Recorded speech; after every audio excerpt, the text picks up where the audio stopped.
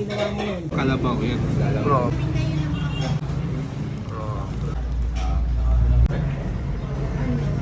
Kakaiba yung kalabaw nila. Nilalagay silang mangga. Yung maasim yung ano nila eh. Yung sabaw nila eh. Iba yung bulalo dito eh. Kasi matabang.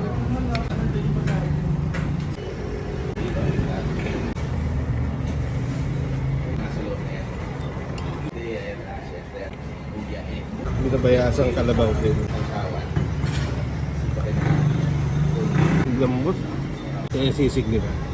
Opera rin sa Manila. Yung sisig nila may carrots eh. Ang nanalasahan ko pa rin, lumpia. Yung palaban sa lumpia. Ano ma'am? Kinilaw. Balat ng kalabaw. Yan ang isa sa kakaiba dito. Tapos meron siya Ang sarap. At pulutan.